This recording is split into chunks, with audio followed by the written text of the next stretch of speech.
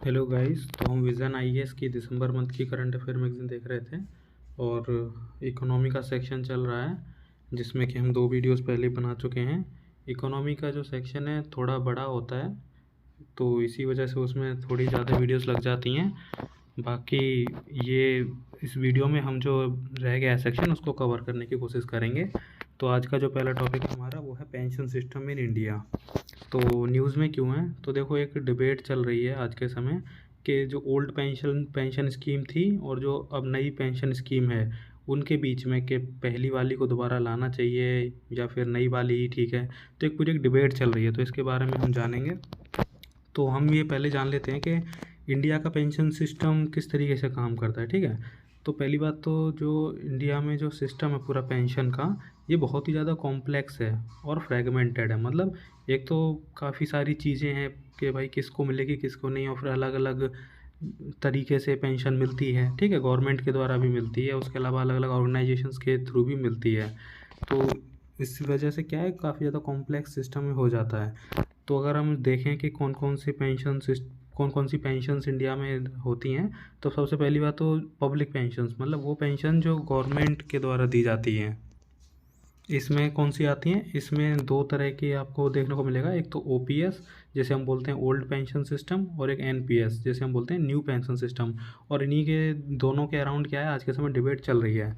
अच्छा, ये जो दोनों ही पेंशन सिस्टम है, पहली बात तो क्या है कि ओपीएस जो है वो तो उन सिविल सर्वेंट्स के लिए है या फिर वो जो गवर्नमेंट एम्प्लॉयज़ हैं उनके लिए हैं जो 2004 1 जनवरी 2004 से पहले जिन्होंने ज्वाइन किया है। उनको तो पुरानी जो पेंशन सिस्टम है ओपीएस, उसके थ्रू ही उनको क्या होगा, पेंशन मिलेगा।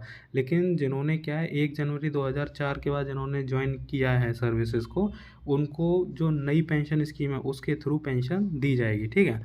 तो एक तो ये है। इसके अलावा जो सिविल सर्वेंट्स होते हैं उनको प्रोविडेंट फंड और ग्रेचुइटी, ये इसकी भी मतलब क्या है सुविधा दी जाती है। अच्छा, एक बात जो ध्यान रखने की ये है कि जो आर्म्ड फोर्सेस हैं, ठीक है, उनको क्या है एक्सेप्शन में रखा गया है। मतलब वो जो है एनपीएस जो है, मतलब एनपीएस उन पर लागू नहीं होगी। वो जो है जो पुरानी पेंशन स्कीम है उसी के अंदर कवर किए जाएंगे। चलिए, तो अब हमने देख ली कि गवर्नमेंट के द्वारा जो प्रोवाइड करी जाती है पेंशन, लेकिन इसके अलावा दूसरी जो है वो है एम्प्लॉय पेंशन स्कीम। ये क्या है, ये ऑर्गेनाइज सेक्टर के जो एम्प्लॉयज़ हैं, मतलब वो ऐसे लोग जो प्राइवेट सेक्टर में काम कर रहे हैं लेकिन वहाँ पे वो परमानेंट बेसिस पर हैं, ठीक है। मतलब किसी भी तरह के कॉन्ट्रैक्ट बेसिस पे और टेम्पररी बेसिस पे वो काम नहीं कर रहे, बल्कि वो परमानेंट बेसिस पे कर रहे हैं। और जहाँ वो काम कर रहे हैं वो एक ऑर्गेनाइज्ड सेक्टर है, ठीक है। तो उनको जो एम्प्लॉयज़ को जो इस मिलती है पेंशन, वो उसे क्या बोलते हैं, एम्प्लॉय पेंशन स्कीम। और उसको कौन देता है या फिर कौन उसको मॉनिटर करता है और गवर्न करता है, तो सरकारी एक संस्था है ईपीएफओ, जैसे बोलते हैं एम्प्लॉयज़ प्रोविडेंट फंड ऑर्गेनाइजेशन। तो वो इस सब को पूरे को देखती है जो ऑर्गेनाइज सेक्टर में जो पेंशन स्कीम चलती है। फिर तीसरी है वो गवर्नमेंट पेंशन स्कीम्स हैं, लेकिन ये क्या, ये गवर्नमेंट एम्प्लॉयज़ के लिए नहीं बल्कि आम जनता के लिए है। जैसे कि अटल पेंशन योजना हो गई, प्रधानमंत्री वाया वंदना योजना हो गई, या फिर Indira Gandhi national old age pension scheme. तो इसमें कोई भी मतलब ऐसा जो सिटीजन है जो कि इसकी जो रिक्वायरमेंट्स हैं, जैसे कि एज की रिक्वायरमेंट्स होती है, और इसमें क्या होता है हर महीने आपको कुछ पैसा जमा करते रहना पड़ता है और एक पर्टिकुलर एज के बाद आपको पेंशन मिलती है। तो इस तरह की गवर्नमेंट पेंशन स्कीम्स भी चलती हैं हमारे यहाँ। फिर उसके अलावा जो पेंशन प्लान जो कुछ ऑर्गेनाइजेशन जैसे कि एलआईसी जो लाइफ इंश्योरेंस कॉरपोरेशन है, उनकी सरल पेंशन स्कीम भी चलती है, ठीक है। तो वो भी क्या है, एक तरीके का पेंशन स्कीम ही है। तो आपने देखा कि इतना ज़्यादा मतलब डाइवर्स कॉम्प्लेक्स और फ्रेगमेंटेड से पूरा जो पेंशन सिस्टम है वो है। अच्छा, अब आगे बढ़ने से पहले हम देख लेते हैं कि पेंशन का एडवांटेज क्या है। तो सबसे पहले जो फ़ायदा पेंशन का होता है, एक तरीके का जो रिटायरमेंट के बाद आपको इनकम की क्या होती है, गारंटी होती है। भाई जब तक आप रिटायर नहीं होते तब तक आप कमाते हो, लेकिन उसके बाद क्या है आपकी इनकम बंद हो जाती है। तो उस समय पे क्या करता है, जो पेंशन है आपको एज अ इनकम आपको मिलती है। तो जिससे क्या कर सकते हो, आप अपने जीवन को चला सकते हो आगे और अपनी ज़रूरतों को पूरा कर सकते हो।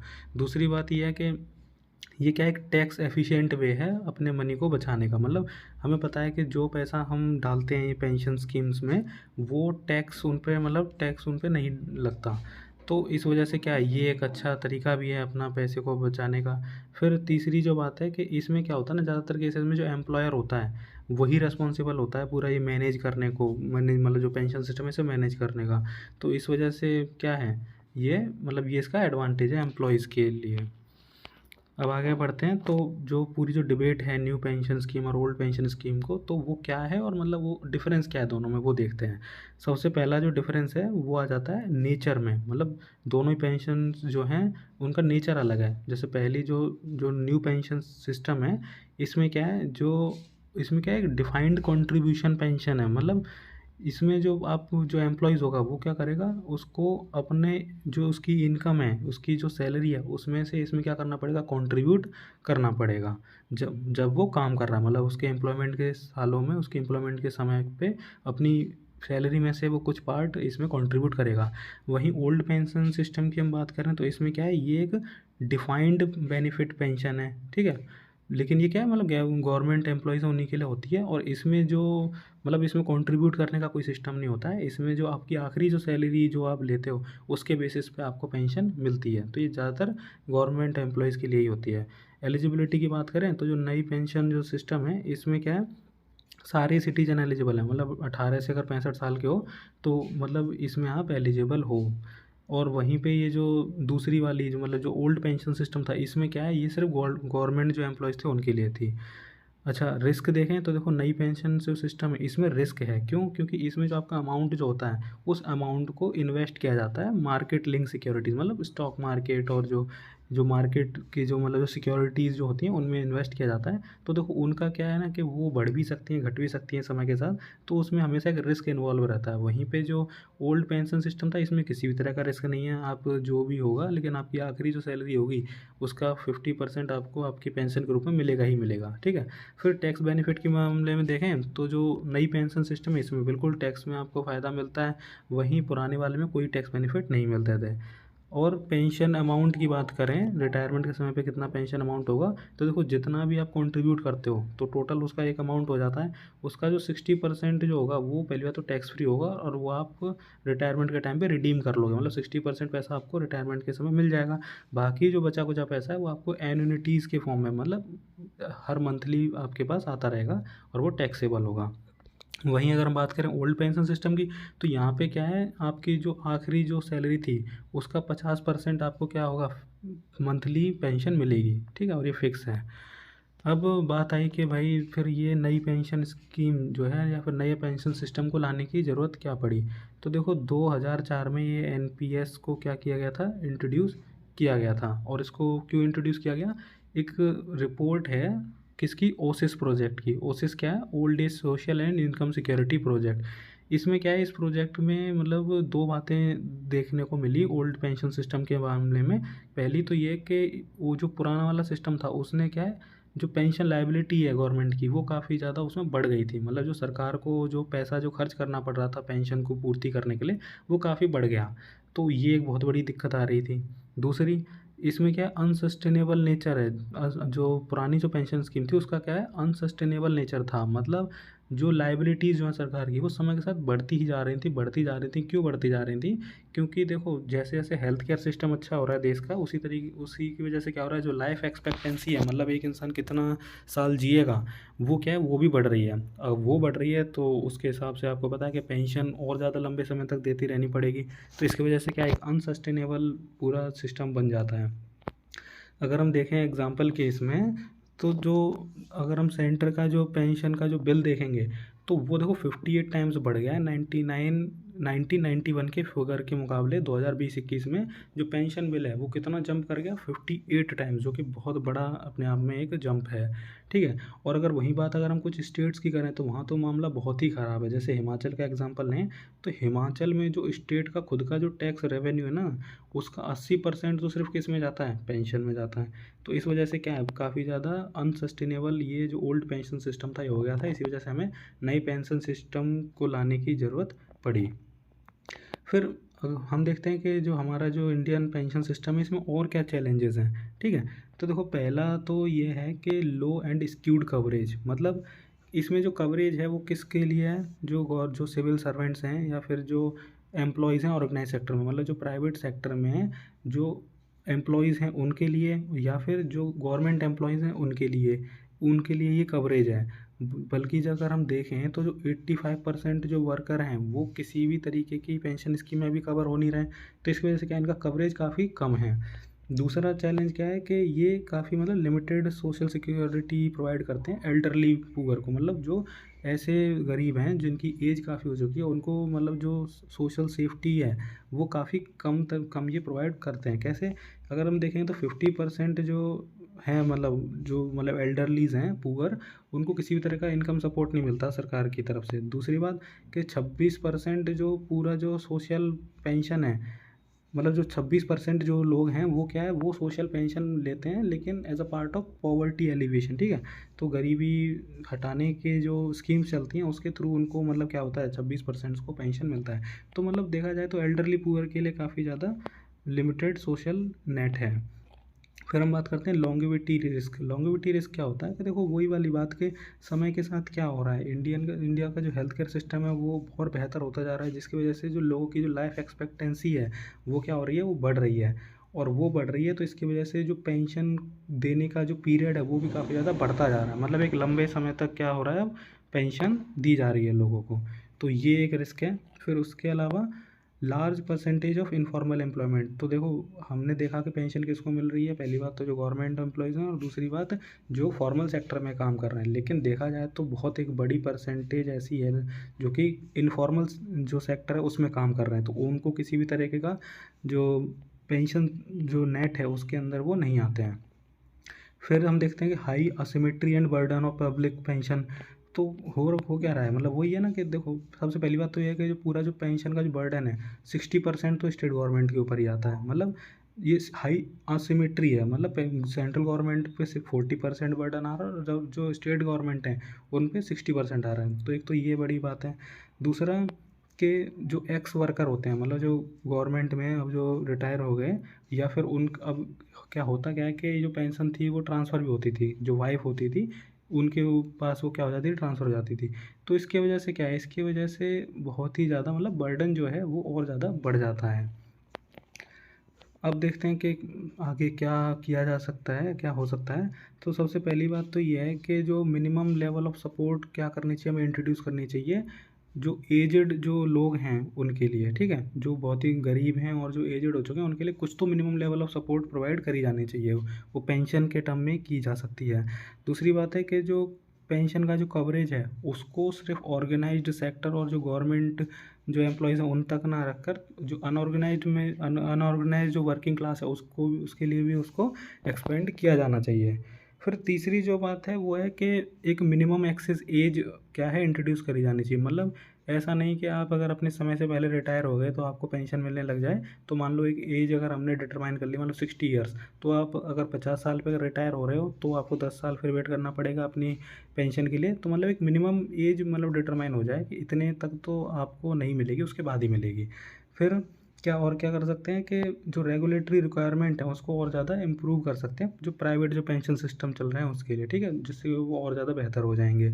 फिर जो traditional old age support mechanism जो था उसको मतलब क्या करना चाहिए, उसको बढ़ावा देना चाहिए। तो कैसे चलता था पुराने समय में, तो जो बच्चे होते थे वो क्या करते थे, सपोर्ट करते थे जो एजेड जो पॉपुलेशन थी उनको। तो वो उसको हम किसी तरीके से मतलब वैल्यूज़ के थ्रू या फिर अपने कल्चर को और ज़्यादा रिवाइव करके हम क्या कर सकते हैं, उसको दोबारा से ला सकते हैं। फिर रिड्यूस गवर्नमेंट रेगुलेटरी कंट्रोल। तो गवर्नमेंट का जो रेगुलेटरी कंट्रोल है पेंशन सेक्टर में उसको क्या करना चाहिए, उसको कम करना चाहिए। उसके अलावा जो रिटायरमेंट एज है उसको इन्हेंस कर देना चाहिए, ठीक है। मतलब जैसे अभी मान लो अगर 60 साल पे अगर रिटायर हो रहे हो तो उसको बढ़ा के 65 कर दिया जाए, ठीक है। क्यों, क्योंकि जो हेल्थ केयर सिस्टम को मतलब अच्छा होने से जो लोगों की हेल्थ है वो तो बेहतर हुई ही है, उनकी लाइफ एक्सपेक्टेंसी भी बढ़ी है। तो वो क्या है, वो और ज़्यादा एक लंबे समय तक वो काम कर सकते हैं, प्रोडक्टिव रह सकते हैं। तो ये किया जा सकता है जिससे कि पेंशन का बर्डन है वो और थोड़ा कम हो जाएगा। अब अगला जो टॉपिक है हमारा वो है लैंड टाइटलिंग। तो न्यूज़ में क्यों है कि जो नीति आयोग है उन्होंने क्या किया है, एक model conclusive land titling act जो है पब्लिश किया, ठीक है। तो थोड़ा बैकग्राउंड देखते हैं कि इसका क्या है। तो देखो 2008 में क्या हुआ था कि एक प्रोग्राम मतलब शुरू किया गया। क्या नाम था उसका? Digital India land record modernization program. और इसका जो मकसद था वो ये था कि जो लैंड रिकॉर्ड्स हैं उनको क्या किया जाए, डिजिटल किया जाए। हमें पता है कि लैंड रिकॉर्ड्स किस फॉर्म में होते हैं, वो पेपर फॉर्म में अवेलेबल थे मतलब हिस्टोरिकली।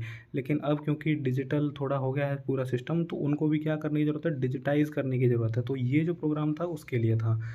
और इसमें इसका ये गोल भी था कि जो मतलब दो तरह के हमारे यहाँ पे टाइटल सिस्टम देखे जाते हैं। मतलब जो मेनली जो चल रहा है अभी तक वो है प्रिजम्पटिव टाइटल सिस्टम, ठीक है। उसको हटा के कैसा लेके आना है, कंक्लूसिव टाइटल सिस्टम लेके आना है। और वही ये टॉपिक भी है कि जो नीति आयोग ने क्या है, एक कंक्लूसिव लैंड टाइटलिंग एक्ट के लिए एक मॉडल एक्ट प्रोवाइड किया है। तो ये जो है इसका गोल था। अब 2011 में क्या हुआ कि गवर्नमेंट ने फिर दोबारा ड्राफ्ट किया एक मॉडल लैंड टाइटलिंग बिल 2011, ठीक है। देखो आपको बार बार इसमें दिख रहा होगा मॉडल लिखा हुआ। मॉडल का मतलब क्या है, पहले मैं ये समझा दे रहा हूँ। होता क्या है कि कुछ ऐसे सब्जेक्ट्स हैं जिन पे सिर्फ स्टेट ही लॉ बना सकती है। आपको पता है 7 शेड्यूल ऑफ द कॉन्स्टिट्यूशन के हिसाब से 3 लिस्ट होती हैं, यूनियन लिस्ट, स्टेट लिस्ट और कंकरेंट लिस्ट। तो उसमें जो स्टेट लिस्ट के जो सब्जेक्ट होते हैं उस पर क्या है, सिर्फ स्टेट गवर्नमेंट ही लॉ बना सकती है। और लैंड की अगर हम बात करें, ज़मीन की बात करें, तो वो एक स्टेट सब्जेक्ट है। तो उसमें जो सेंट्रल गवर्नमेंट है वो सीधे सीधे लॉ नहीं बना सकती है। तो वो क्या करती है, वो स्टेट्स को गाइड करने के लिए या फिर एक यूनिफॉर्मिक सिस्टम लाने के लिए पूरे देश में वो एक मॉडल एक्ट बना देती है। मॉडल का मतलब क्या है, एक मतलब एक ढांचा सा बना देगी एक एक्ट का कि भाई ये एक एक्ट है और स्टेट को क्या करना है उसको मतलब वो अडॉप्ट कर सकती हैं सीधे सीधे। बस उनको अपनी जो लेजिस्लेटिव असेंबली है, अपनी जो विधानसभा है, बस उसमें से उसको पारित करवाना है और वो एक्ट उनके स्टेट का मतलब लीगल सिस्टम का पार्ट हो जाएगा। तो ये होता है मॉडल, कोई भी मॉडल एक्ट का मतलब। तो ये गवर्नमेंट जो सेंट्रल गवर्नमेंट है वो स्टेट गवर्नमेंट्स के लिए प्रोवाइड कराती है, ठीक है। तो ये जो मॉडल लैंड टाइटलिंग बिल 2011 आया था, ये भी इसका भी क्या था, ये इसका भी ऑब्जेक्टिव यही था कि किसी तरीके से कंक्लूसिव टाइटल्स की तरफ बढ़ा जाए। लेकिन वही है कि ये जो बिल है ये मतलब किसी तरह मतलब ये पास नहीं हुआ। क्यों? क्योंकि इसमें जो है पूरा क्लियरिटी नहीं थी कि मतलब किस तरीके से ट्रांजिशन किया जाएगा नए सिस्टम पर, या फिर जो अथॉरिटीज़ हैं उनके रोल्स क्या होंगे। तो इस वजह से ये नहीं हो पाया पास। फिर 2021 आता है और इसमें जो है वही model bill on conclusive land titling, ये मतलब एक मॉडल बिल बनाया जाता है और किसके द्वारा, नीति आयोग के द्वारा ही। और स्टेट्स को सेंड किया जाता है, ठीक है। और स्टेट्स को सेंड करने के बाद क्या होता है कि बहुत सारी स्टेट्स जो हैं इस पर मतलब अपना फीडबैक नहीं देती हैं कि मतलब वो इसको इम्प्लीमेंट करेंगी नहीं करेंगी। तो इस तरीके से तो अब ये जो हम देख रहे हैं, हाल फिलहाल जो न्यूज़ देख रहे हैं, वो इसी जो एक्ट है, मॉडल एक्ट है, इसी को लेकर हम देख रहे हैं। अब बात चलती है कि ये तो हमने देख लिया बैकग्राउंड। अब हम देखते हैं कि जो लैंड टाइटलिंग की जो हम बात कर रहे हैं और हम जो दो तरह के सिस्टम की बात कर रहे हैं, प्रिजम्पटिव और जो कंक्लूसिव, तो इन ये दोनों चीज़ें हैं क्या और क्या मतलब डिफरेंस है। तो देखो सबसे पहले तो लैंड टाइटलिंग क्या होती है।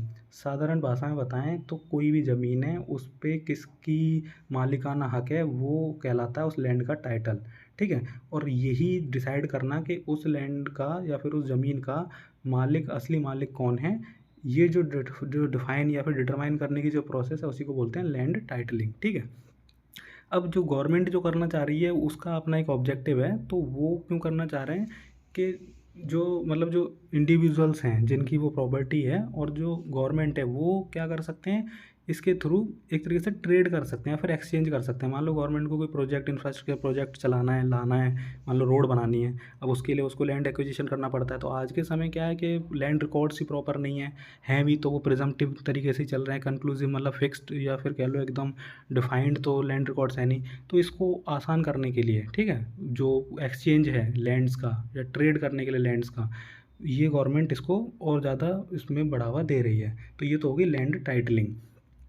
अब बात आती है कि देखो अगर हम बात करें लोगों के उसमें, तो जो ओनरशिप होती है लैंड की वो काफ़ी ज़्यादा मतलब मेन चीज़ है कुछ खास तरह के लोगों के लिए। जैसे कि जो पुअर्स हैं, जो गरीब हैं, उनके लिए उनकी जो लैंड है वही उनकी सिक्योरिटी है। उसके ऊपर वो लोन्स ले पाते हैं, उसको बेच कर अपने बुरे समय में अपना काम चला सकते हैं। तो एक तरीके से वो क्या है, एक तरह का सोशल सिक्योरिटी के रूप में भी लैंड को देखा जाता है, ठीक है। तो इस वजह से भी उनको ओनरशिप, उनकी डॉक्यूमेंटेड ओनरशिप उनके पास होना ज़रूरी हो जाता है।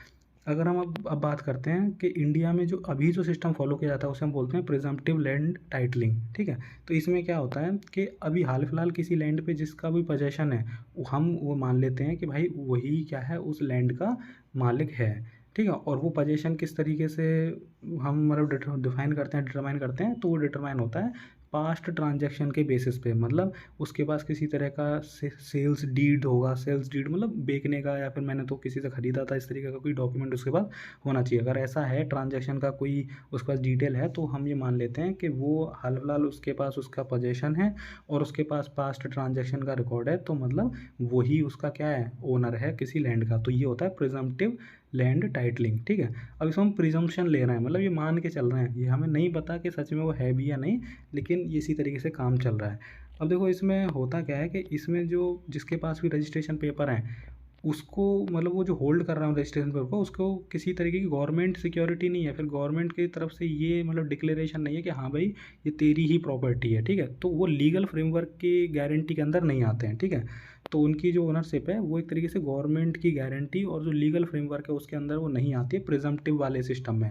वहीं अगर हम कंक्लूसिव लैंड टाइटलिंग सिस्टम की जो बात कर रहे हैं, इसमें क्या होगा, इसमें जो लैंड रिकॉर्ड्स हैं वो पहली बात तो जो एक्चुअल ओनरशिप है वो इससे डिटरमाइन की जाएगी, और इसमें जो स्टेट है, जो गवर्नमेंट है, जो सरकार है, वो गारंटी देगी, वो गारंटी करेगी कि भाई अगर तुम्हारे पास ये जो कंक्लूसिव लैंड टाइटल है, तो इसका मतलब ये सरकार की गारंटी है कि ये लैंड क्या है, तुम्हारा ही है। ठीक है, अब इसका फ़ायदा क्या होगा, देखो सबसे पहला फ़ायदा तो उसी के लिए होगा जिसका वो लैंड है, कि अगर कल को कोई दूसरा आके बोले, ये क्लेम करे कि ये तो मेरा लैंड है, तो अब क्योंकि सरकार ने तो ये क्या कर दिया, ये डिक्लेयर कर दिया कि भाई ये तुम्हारा ही लैंड है कंक्लूसिव लैंड टाइटलिंग के अंडर, तो अब जो क्लेम जो दूसरा करेगा उसको तो आपके खिलाफ क्लेम नहीं करना है, अब उसे गवर्नमेंट के मतलब गवर्नमेंट के खिलाफ उसको क्या करना है, एक तरीके से क्लेम करना है, मतलब गवर्नमेंट अब उस डिस्प्यूट को सेटल करेगी, अब उसमें आपका कोई लेना देना है नहीं। ठीक है, उसके अलावा अगर वो डिस्प्यूट में किसी तरह का कंपनसेशन भी दिया जा रहा है, तो वो भी अब आपका उसमें कोई रोल नहीं है, अब वो गवर्नमेंट ही मतलब उसे निपट लेगी अपने हिसाब से। ठीक है,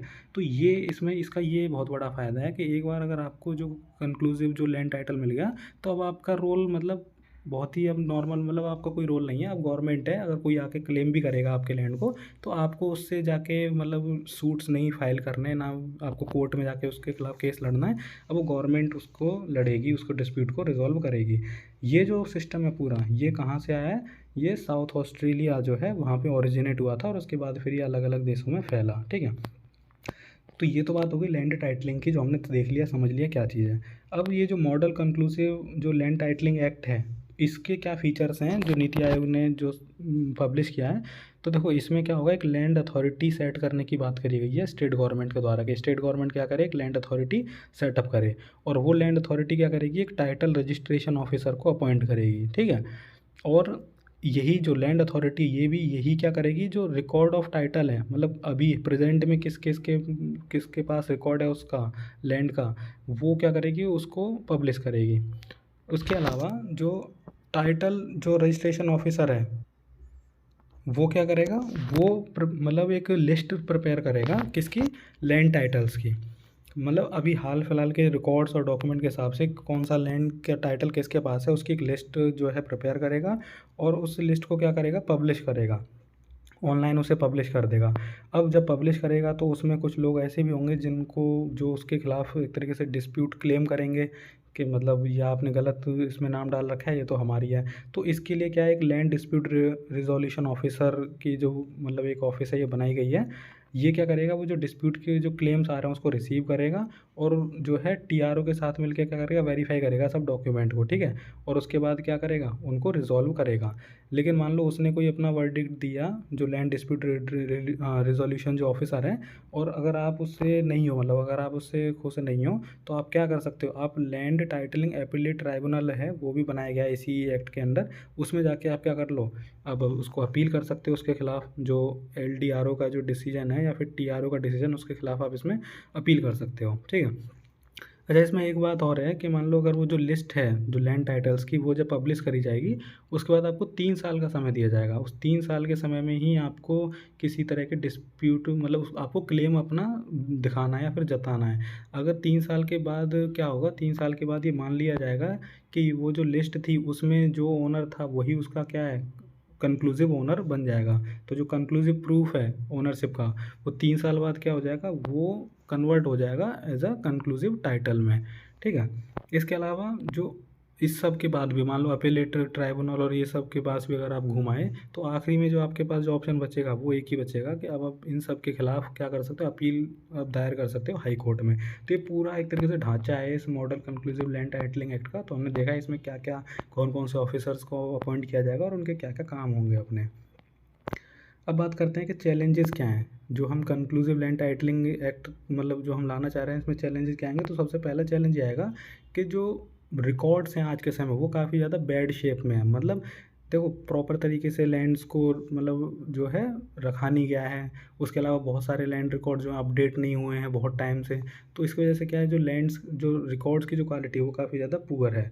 दूसरा डिफरेंट स्क्रिप्ट्स एंड लैंग्वेज। तो देखो आज के समय के जो रिकॉर्ड्स हैं वो अलग अलग स्क्रिप्ट्स और लैंग्वेज में लिखे गए हैं, ठीक है, क्योंकि वो काफ़ी पुराने हैं वो। तो इसकी वजह से जो स्टेट है उस वो लैंड जो टाइटल है उसको मतलब डिफ़ाइन करना उसके लिए काफ़ी ज़्यादा डिफ़िकल्ट हो जाता है। इसके अलावा स्टेट है लो फिजिकल कैपेसिटी। देखो स्टेट के पास मतलब स्टेट मतलब जो गवर्नमेंट है उसके पास पैसा उतना है नहीं, क्योंकि बहुत सारी और भी स्कीम्स हैं, बहुत सारे और भी खर्चे हैं जिनके ऊपर पैसा खर्च करना होता है। लेकिन इसमें क्या होगा, इसमें अब आपको पता है कि बहुत सारे क्लेम्स आएंगे, डिस्प्यूट्स होंगे। तो उसमें कई बार जो टाइटल है वो आपने किसी दूसरे को दे दिया कंक्लूसिव, लेकिन अब दूसरा आके क्लेम करे ये तो मेरा लैंड था, तो उसमें आपको कंपनसेशन देना पड़ेगा, ठीक है। तो उन सब का जो खर्चा है वो स्टेट के ऊपर बढ़ जाएगा। मतलब बर्डन जो है, बर्डन द गवर्नमेंट, तो जो गवर्नमेंट का जो बर्डन है वो बढ़ जाएगा कि उसको गवर्नमेंट को क्या करना पड़ेगा, कंपनसेट करना पड़ेगा लोगों को जिनका जो कंक्लूसिव जो टाइटल है मतलब गलत तरीके से जिनके पास चला गया है। तो उन लोगों को क्या करना पड़ेगा, कंपनसेट भी करना पड़ेगा। फिर lack of clarity on registration system. देखो ये जो पूरा जो लेके आ गया मॉडल एक्ट, इसमें ये तो बता दिया कि कौन कौन से ऑफिसर्स होंगे और क्या क्या अथॉरिटी है, लेकिन इसमें रजिस्ट्रेशन जो नया जो टाइटल रजिस्ट्रेशन सिस्टम है उसके बारे में किसी भी तरीके का कोई मेंशन नहीं किया गया है। तो क्लैरिटी नहीं है उसके ऊपर। उसके अलावा अकाउंटेबिलिटी ऑफ स्टेट लॉ, तो स्टेट की जो जवाबदेही है वो काफ़ी कम हो जाती है। क्यों? क्योंकि जो टाइटल रजिस्ट्रेशन ऑफिसर जो है TRO, वो खुद क्या एक नॉन स्टेट ऑफिशियल है। मतलब वो सरकारी एक तरीके से अधिकारी नहीं होने वाला है, वो एक प्राइवेट पर्सन होगा, ठीक है। तो जिसकी वजह से क्या है, पूरा ये जो जवाबदेही है वो एक तरीके से खतरे में आ जाती है। तो अब हम देखते हैं कि बेनिफिट्स क्या होंगे अगर हम कंक्लूसिव लैंड टाइटलिंग लेके आए हैं। तो इससे बेनिफिट क्या होंगे, तो पहला तो ये लोअर लिटिगेशन, जो आप कानूनी जो प्रक्रिया जो चलती रहती है कोर्ट में जो केसेस चल रहे हैं वो कम हो जाएंगे, ठीक है। क्योंकि जैसे नीति आयोग की अगर हम स्टडी की माने तो जो लैंड से रिलेटेड जो डिस्प्यूट चलते हैं कोर्ट्स में उसको एवरेज टाइम जो है उसको रिजॉल्व होने को 20 साल है। अब आप सोचिए 20 साल लग जाते हैं किसी एक लैंड के जो केस है उसके ऊपर। तो इससे क्या होगा, लिटिगेशन लो हो जाएगा क्योंकि एक बार में कंक्लूसिव जो ओनरशिप है वो प्रोवाइड कर दी जाएगी। दूसरा इन्वेस्टर इंटरेस्ट। अब मान लो कोई इन्वेस्टर है तो वो क्या कर सकता है, अगर उसको कोई लैंड एक्वायर करना है तो वो तेज़ी से कर पाएगा बिना किसी लिटिगेशन में पड़े हुए। फिर प्रॉपर्टी टैक्स। तो देखो लैंड के ऊपर प्रॉपर्टी टैक्स देना होता है और जब प्रॉपर्टी डिफाइन हो जाएगी कौन सी कितनी किसकी है तो अच्छे तरीके से प्रॉपर्टी टैक्स को इम्प्लीमेंट किया जा सकता है। फिर एक्सेस टू एग्रीकल्चर क्रेडिट। तो अगर आपके पास अगर कंक्लूसिव अगर आपके पास लैंड टाइटल है तो आप उसके खिलाफ क्या ले सकते हो, उसको कोलेट्रल के रूप में रखकर आप उसमें क्रेडिट या लोन ले सकते हो। फिर रिड्यूसेस ब्लैक मार्केट और बेनामी ट्रांजैक्शन। तो देखो ब्लैक मार्केट और बेनामी ट्रांजैक्शन होता ही जब है जब लैंड रिकॉर्ड्स अच्छे से क्लियर ना हो, लेकिन जब अगर वो एक बार में क्लियर हो जाएंगे तो ये भी रिड्यूस हो ही जाएगा अपने आप। फिर remove hurdles of infrastructure development. तो देखो अब वही है कि गवर्नमेंट को क्या करना पड़ता है, जो लैंड एक्वायर करना पड़ता है रोड बनाने के लिए, हाईवे बन रहे हैं उन सब चीज़ों के लिए। तो उसमें क्या है जो हर्डल्स आते हैं वो कम हो जाएंगे क्योंकि यहाँ पे अब टाइटल क्लियर है, सीधे आपको जाके उससे बात करनी है और मतलब क्या है एक्वायर कर लेना है। पहले ये नहीं होता था क्योंकि मतलब नहीं हो पाता है अभी हाल फिलहाल, क्योंकि टाइटल ही कई बार क्लियर नहीं होता, दो लोगों के बीच में आपस में डिस्प्यूट चल रहा है। अब आप किससे बात करोगे अगर आपको लैंड एक्वायर करना है तो ये सब प्रॉब्लम्स देखी जाती हैं। तो इसका ये बेनिफिट होगा कंक्लूसिव लैंड जो कंक्लूसिव लैंड टाइटलिंग है इसका। अब कंक्लूजन की बात करें तो देखो सबसे पहली बात तो ये है कि हमें क्या करना पड़ेगा, हमारे जो लैंड रिकॉर्ड्स हैं उसको इम्प्रूव करना पड़ेगा। जब हमारे लैंड रिकॉर्ड्स ही अगर सही स्टेट में नहीं है तो हम किस तरीके से मतलब प्रिजम्पटिव मतलब जो टाइटलिंग सिस्टम है इसको हम बदलने की बात कर सकते हैं। तो पहले उसको ठीक करो। और ये हमारा जैसे गोल है इंडिया का कि 5 ट्रिलियन इकोनॉमी बनना है 2025 तक। अगर इसको सच्चाई बनाना है तो हमें क्या करना पड़ेगा, मतलब एकदम अर्जेंट में हमें क्या करने होंगे, लैंड रिफॉर्म्स लेने होंगे। और लैंड रिफॉर्म्स किस तरीके के, तो यही जैसे हम देख रहे हैं कि कंक्लूसिव लैंड टाइटलिंग जो है ये भी क्या एक लैंड रिफॉर्म का ही पार्ट है। तो ये जो टॉपिक आपका जो GS पेपर 3 है उसमें जो इकोनॉमी सेक्शन में जो लैंड रिफॉर्म्स जो एक सब सेक्शन है उसका ये पार्ट हो जाता है, तो इम्पोर्टेंट होता है ये। अब अगला जो टॉपिक है वो है प्राइस मॉनिटरिंग सेंटर्स। तो देखो न्यूज़ में क्यों है कि जो ministry of consumer affairs food and public distribution, ये जो मिनिस्ट्री है इसने क्या किया है, सजेस्ट किया है कि एक प्राइस मॉनिटरिंग सेंटर्स बनाए जाएं। प्राइस मॉनिटरिंग सेंटर्स बनाए जाएं, मतलब नाम से पता लग रहा है कि जो प्राइस है उसको मॉनिटर करने के लिए जो सेंटर्स बनाए जाएं, किसके लिए, for critical goods in all district of India. तो कुछ क्रिटिकल गुड्स हैं, कुछ क्रिटिकल सामान हैं, उनको मॉनिटर करने के लिए सभी डिस्ट्रिक्ट में क्या बनाया जाए, प्राइस मॉनिटरिंग सेंटर बनाए जाएँ। तो ये तो होगी न्यूज़ की बात। और अगर हम देखें तो अब इसमें क्या है कि जो सेंटर है हमारा, जो सेंट्रल गवर्नमेंट है, उनका एक टारगेट है कि 750 प्राइस मॉनिटरिंग सेंटर्स बनाए जाएं बाई 31 मार्च 2023। ठीक है, तो ये मतलब सेंट्रल गवर्नमेंट का खुद का ये टारगेट भी है कि 750 ये सेंटर्स ऐसे बनाए जाएं। उसके अलावा ये जो सेंटर्स बनेंगे इसको 50% तो स्टेट गवर्नमेंट फंड करेगी और 50% फंड करेगी सेंट्रल गवर्नमेंट। ठीक है, तो इसके लिए जो इंफ्रास्ट्रक्चर की तो ज़रूरत होगी ना, तो उसमें जो फंडिंग है वो इस तरीके से होगी। अगर हम देखें करंट सेटअप क्या है प्राइस मॉनिटरिंग का, तो देखो इस समय हम, पहली बात तो ये है कि प्राइस मॉनिटरिंग डिवीज़न है। प्राइस मॉनिटरिंग डिवीज़न है कहाँ पर, डिपार्टमेंट ऑफ कंज्यूमर अफेयर्स में। वो क्या करता है, वो मॉनिटर करता है प्राइजेस को, किसकी, जो एसेंशियल कमोडिटीज़ है उसकी। तो अभी हाल फिलहाल में एक डिवीज़न अभी भी काम कर ही रहा है। और ये किस तरीके से करता है, ये मतलब ये डिवीज़न क्या करता है, ये मॉनिटर करता है रिटेल और होल प्राइस, जो होलसेल प्राइस हैं और रिटेल प्राइस है उनको मॉनिटर करता है, जो एसेंशियल प्रोडक्ट्स हैं या फिर कमोडिटीज़ हैं उनकी। और इसमें जो प्राइसेस जो रिपोर्ट की जाती हैं वो डेली जो है रिपोर्ट करी जाती हैं वेबसाइट पे। ठीक है, उसके अलावा जो स्टेट के जो सिविल सप्लाईज डिपार्टमेंट होते हैं ना, वो भी क्या करते हैं, वो भी जो प्राइस है जो एसेंशियल फूड प्रोडक्ट्स की उनको रिपोर्ट करते हैं कहाँ पे, जो एक PMS ऐप बना रखा है उस पर। इस तरीके से पूरी मॉनिटरिंग चलती है। और ये किसकी, 22 एसेंशियल फूड प्रोडक्ट की इसमें मॉनिटरिंग चल रही है। तो ये पूरा इस तरीके से सिस्टम अभी काम कर रहा है।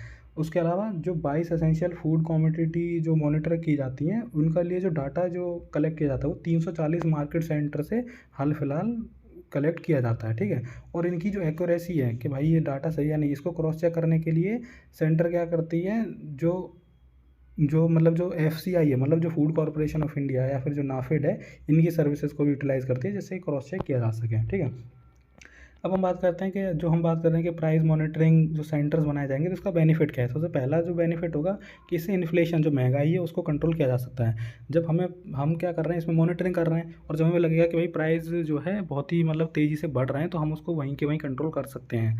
तो ये इसका फ़ायदा है। फिर कंज्यूमर जो इंटरेस्ट है उसको और ज़्यादा अच्छी तरीके से बेटरली प्रोटेक्ट किया जा सकता है।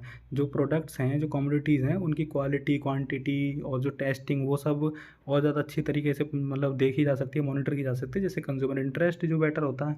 उसके अलावा जो ई दाखिल क्या है, ये एक पोर्टल है जिसमें जो कंज्यूमर हैं वो क्या कर सकते हैं, ऑनलाइन कंप्लेंट फाइल कर सकते हैं। ठीक है, और क्या हो सकता है उसके उसके ऊपर फिर जो एक्शन है वो काफ़ी तेज़ी से हो सकता है। तो ये इसका होगा बेनिफिट। फिर इसके अलावा जो मार्केट इंटरवेंशन है, तो मार्केट इंटरवेंशन में ये फ़ायदा करेगी, जिससे क्या हो कि जो मार्केट है वो एक तरीके से इस मार्केट की स्टेबिलिटी बनी रहे। और मान लो किसी तरह की शॉर्टेज आ गई मार्केट में तो वो कंज्यूमर को इफेक्ट ना करे। तो ये पूरी जो मॉनिटरिंग का जो सिस्टम है वो हम ला सकते हैं प्राइस मॉनिटरिंग सेंटर्स के थ्रू। अब बात आती है कि क्या क्या मतलब स्टेप्स जो हैं अभी तक लिए जा चुके हैं प्राइस स्टेबिलिटी के मामले में।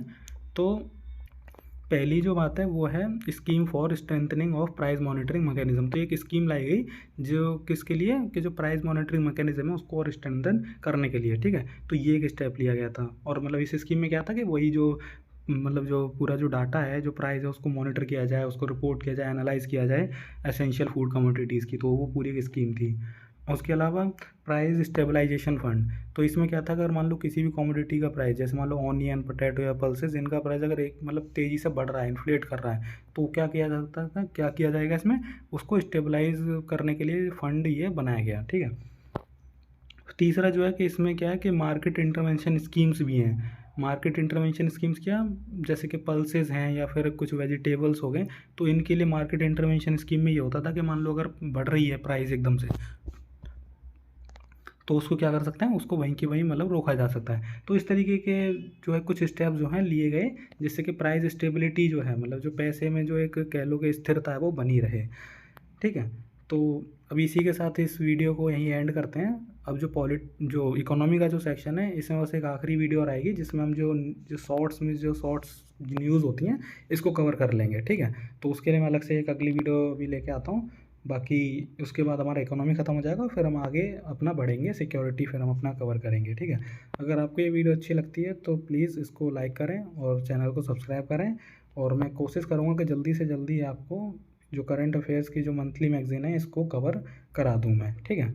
और इसी के लिए आपको मतलब थैंक यू वेरी मच, और जय हिंद ऑल। मिलते हैं नेक्स्ट वीडियो में।